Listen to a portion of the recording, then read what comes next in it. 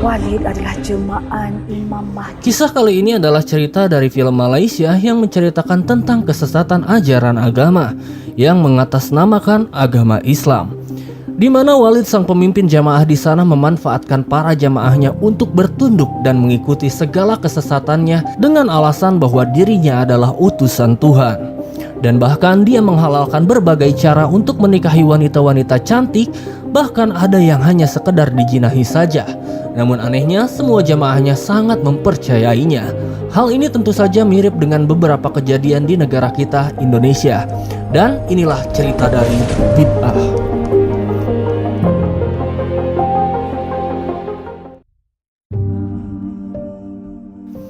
Cerita dimulai dengan memperlihatkan Walid yang sedang memberikan kajian kepada jamaah-jamaahnya dengan mengatakan bahwa dunia ini sudah seperti rumah sakit jiwa raksasa. Dunia akhir zaman ni dah macam rumah sakit jiwa terbesar. Masing-masing berlumba-lumba untuk menunjukkan sakit jiwa mereka. Lalu Sin berpindah kepada jamaah-jamaah Walid yang sedang wirid sambil menggeleng-gelengkan kepala. Di sisi lain memperlihatkan juga istri-istri Walid yang sedang memberikan ceramah kepada uhti-uhti pengikut Walid. Wanita itu mengatakan bahwa beruntunglah wanita yang taat kepada suaminya, karena itu adalah wanita yang terpilih yang dijanjikan surga. Dia juga mengatakan beruntunglah dia yang memiliki suami soleh, karena akan membimbingnya menuju jalan Allah. Beruntunglah seorang perempuan itu jika dia memiliki suami yang berjuang ke jalan merupakan insan terpilih. Lalu kita juga diperlihatkan oleh seorang ulama pengikut Walid yang bernama Saifullah sedang menasehati para pengikutnya. Dia mengatakan Walid adalah titisan Nabi Muhammad, yaitu Imam Mahdi. Sungguh kesesatan yang sudah mulai terlihat. Walid Muhammad Mahdi Ilman. Singkat cerita, kita pun kembali diperlihatkan Walid yang sedang dakwah kepada jamaah-jamaahnya di majelis yang dinamai Majelis Jihad. Dia mengatakan sebagaimanapun pengorbanan kalian tidak akan sempurna jika tidak dibarengi dengan ketaatan kepada pemimpinnya. Lalu dia mengutip surat An-Nisa ayat 59 yang isinya, "Wahai orang-orang beriman, taatilah Allah dan Rasulullah serta para ulil amri, pemegang kekuasaan di antaramu." Dia juga mengatakan bahwa jamaah jihad harus memiliki sifat taat dan setia kepada pemimpinnya, karena kesetiaan sifatnya lebih tinggi daripada ketaatan. Dengan kesetiaan dan juga ketaatan ini, dia mengatakan jamaahnya akan ada bersamanya dan juga Rasulullah untuk menuju ke surga. Dan kesetiaan inilah kamu semua akan bersama Walid dan Rasulullah untuk menuju ke syurga. Lalu Sin berpindah di mana ada seorang wanita bercadar yang sedang dimaki-maki oleh salah satu istri Walid yang bernama Hafizah. Dia ternyata menceritakan suaminya tidak setuju dengan ajaran Walid. Tentu saja Hafizah langsung menyuruh wanita itu untuk menyeraikan suaminya dengan beralasan bahwa suaminya sesat karena tidak setuju dengan ajaran Walid. Oleh karena itu, meninggalkannya adalah sesuatu keharusan dan pria itu tidak layak menjadi suaminya. Kembali lagi ke jamaah jihad. Kali ini diperlihatkan Walid yang sedang dicuci kakinya oleh jamaah-jamaahnya. Dan bahkan bukan hanya sekedar dicuci, para jamaahnya disuruh untuk meminum air cucian kaki dari Walid. Mereka semua menganggap itu sebagai sebuah keberkahan. Lalu diperlihatkan seorang wanita bernama Baiduri yang sedang bersama ibunya yang bernama Umi Kalsum. Baiduri mempertanyakan apakah ini. Baiduri mengatakan ini adalah bid'ah, sebuah kesesatan karena harus mencium kaki si Walid dan meminum air bekas cuciannya itu. Baiduri juga mengatakan kepada ibunya ini adalah sebuah kemusyrikan dan sebuah dosa besar. Namun ibunya tetap mengelak dan ibunya menyuruh dia untuk mengikuti apa saja yang diperintahkan oleh Walid. Semua ni kurafat bu. Rumah lazim. Dosa besar bu. Diamlah. Ikut je Ikut je. Bu, mana boleh bu? Ikut je. Lalu Saifullah sang ajudan dari Walid mengatakan bahwa kalian akan mendapatkan berkah dari Walid yang suci. Dia juga mengatakan bahwa sekarang adalah giliran para wanita muslimah. Sontak saja dengan sumringahnya Umi Kalsum langsung menuju podium untuk menciumi kaki Walid. Meskipun Baiduri melarangnya untuk naik ke sana, namun dia tetap memaksa untuk naik dan akhirnya dengan sangat menjijikan si ibu itu menciumi kaki si Walid dan meminum air cuciannya. Setelah gilirannya selesai, Umi Kalsum langsung memberikan kode kepada Baiduri agar naik ke atas podium untuk menciumi juga kaki si Walid. Baiduri awalnya menolak, namun akhirnya dia pun nurut dan dia naik ke atas podium.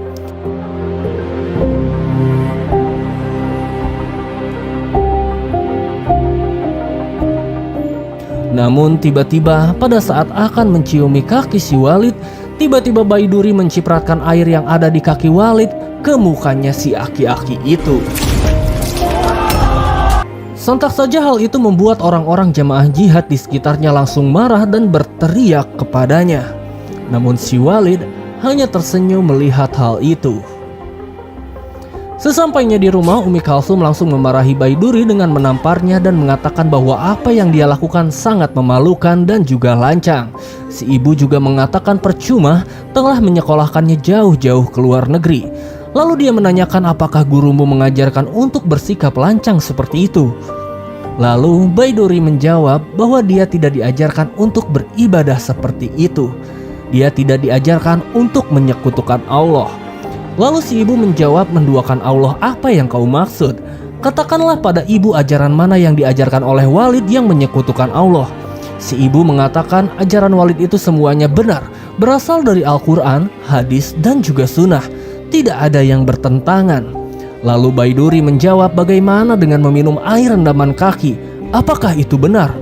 Si ibu mengatakan, itu untuk mendapatkan berkah dari gurumu, seorang mursyid. Jika kamu mau, ya minumlah. Jika kamu tidak mau, tidak usah mencipratkan air kepada mukanya.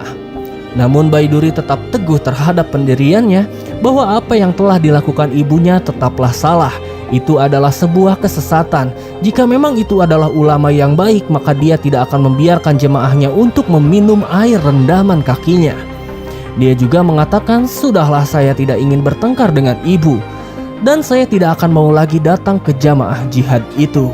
Lalu si ibu marah dengan mengatakan, ilmumu baru sedikit, namun kau sudah berani mengatakan orang lain salah. Dan si ibu mengatakan, terserah jika kau mau seperti itu, tapi ibu akan tetap mengikutinya karena Walid adalah orang yang benar. Lalu si ibu menyumpahi Baiduri dengan mengatakan, ketika nanti kamu sudah lulus, kau akan mendapatkan gelar anak durhaka, karena itulah ilmu yang kamu pelajari. Baiduri pun hanya bisa menangis melihat apa yang telah terjadi kepada ibunya.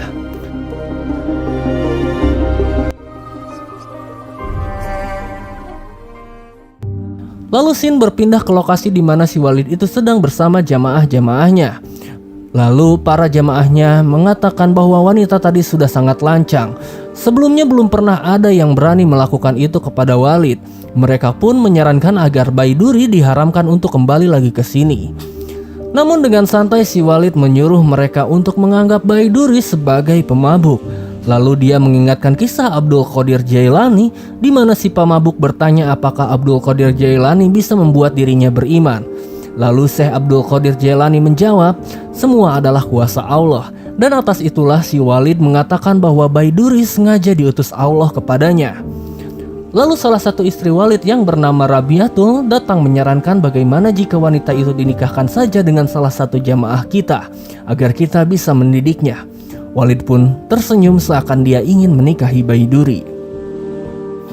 Singkat cerita, akhirnya keempat istri Walid berkumpul di suatu ruangan untuk mendiskusikan tentang bagaimana Walid akan menikahi Baiduri.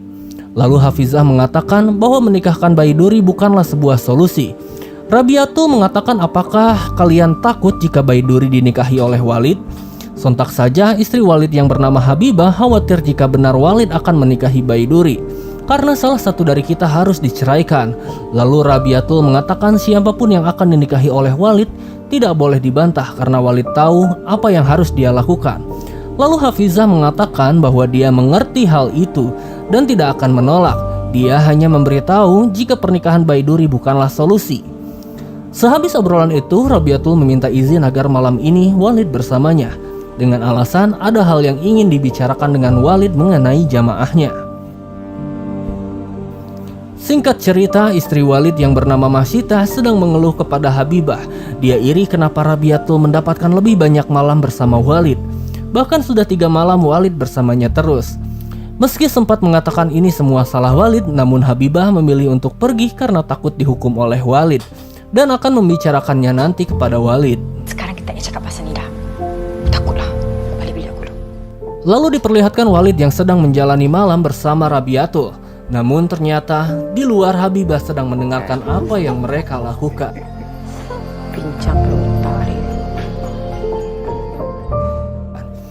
Singkat cerita, keesokan harinya Umi Kalsum mendapatkan telepon dari Hafizah, istri Walid, dan menyuruhnya untuk datang ke sana.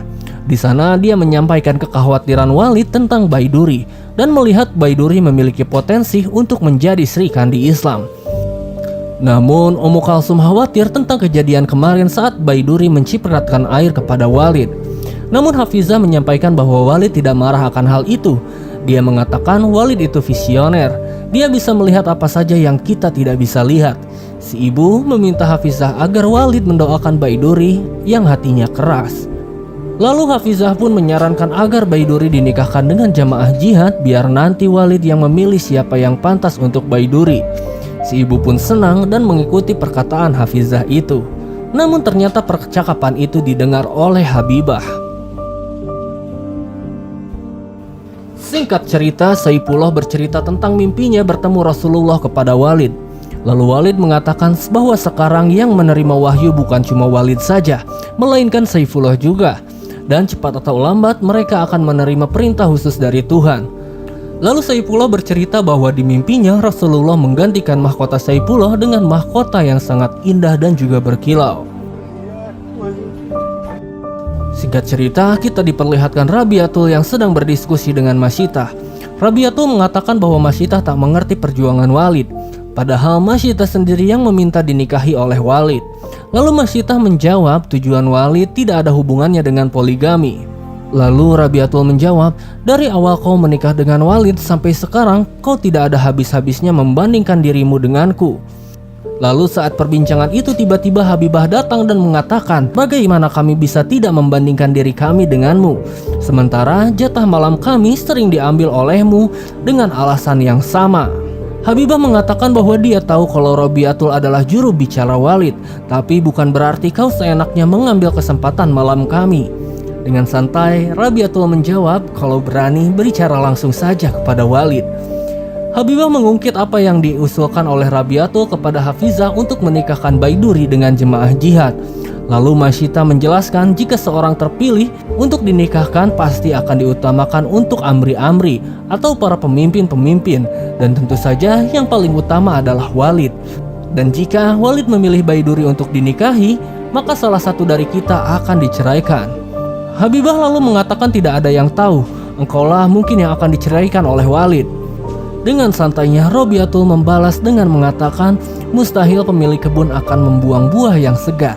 Pasti dia akan membuang buah yang busuk yang ada di pohon yang sama. Di sisi lain, Baiduri sedang bercerita kepada temannya yang bernama Asikin. Dia menceritakan tentang ajaran sesat Walid, di mana ibunya sangat percaya akan apa yang dikatakan oleh Walid. Bahkan di sana orang-orang rela menciumi kaki Walid dan meminum air rendaman kakinya. Ibunya pun melakukan hal itu. Mereka mengatakan itu akan mendapatkan berkah. Bahkan ibunya sangat terobsesi kepada Walid, melebihi kepada ayahnya. Namun jika ayahnya melarang ibunya pergi ke sana, mereka akan bertengkar. Lalu Asyikin mengatakan, setidaknya kau sudah melihat sendiri kegiatan aneh mereka. Baiduri pun menjelaskan bahwa memang itulah tujuan dia ke sana. Namun dia sangat kaget mengetahui kegiatan mereka. Dia sangat naik darah ketika melihat ibunya meminum air itu. Namun Asyikin memuji Baiduri. Dia mengatakan bahwa Baiduri sangat hebat. Kau nekat, kau berani menciptakan air ke wajahnya Walid. Baiduri mengatakan bahwa itu memang dari hatinya. Dan bahkan dia ingin mengguyurkan semua air yang ada di baskom itu ke wajah Walid agar dia bisa merasakan dan minum air kakinya sendiri. Lalu Asyikin mengatakan bahwa kau harus menahan ibumu agar tidak pergi ke sana lagi. Namun Baiduri tidak bisa melakukan itu karena ibunya sudah terlalu terobsesi dengan Walid hingga hilang kewarasannya. Ibunya tetap mengatakan bahwa Walid adalah wali Allah yang bisa membawanya masuk surga. Dan akhirnya Baiduri akan tetap mengikuti ibunya selama hatinya tenang, artinya ibunya tetap aman. Asalkan hati aku tenang, aku tahu mak aku selamat. Singkat cerita, di rumah Baiduri ternyata Ummu Kalsum sedang bertengkar dengan suaminya. Ummu Kalsum akan menikahkan Baiduri dengan jamaah jihad. Namun ayahnya Baiduri tentu saja tidak setuju dengan hal itu. Dia mengatakan bahwa ajaran di jamaah jihad adalah ajaran sesat. Si ibu mengatakan tak peduli jika kau mengatakan saya sesat atau apapun, karena saya tetap mempercayai Walid dan akan membawanya ke surga. Lalu suaminya menanyakan, apakah Walid tidak memberitahumu kalau surga istri itu ada pada suaminya? Istrinya menjawab bahwa memang benar surga ada pada suami, tapi bukan suami seperti kamu. Bodoh amat kau mengatakan aku sesat atau aku hancur, aku akan menyelamatkan anakku dari dunia akhir zaman ini. Mau diizinkan atau tidak, aku akan tetap menikahkan Baiduri dengan jamaah jihad atas nama Allah dan Rasul-Nya. Namun ternyata Baiduri mendengarkan semua hal itu dan Baiduri mengatakan bahwa dirinya tidak sudi untuk dinikahkan. Bahkan dia lebih baik mati daripada dinikahkan dengan sekte sesat itu. Baiduri lebih rela mati daripada kena kahwin dengan mana-mana ahli jemaah ini.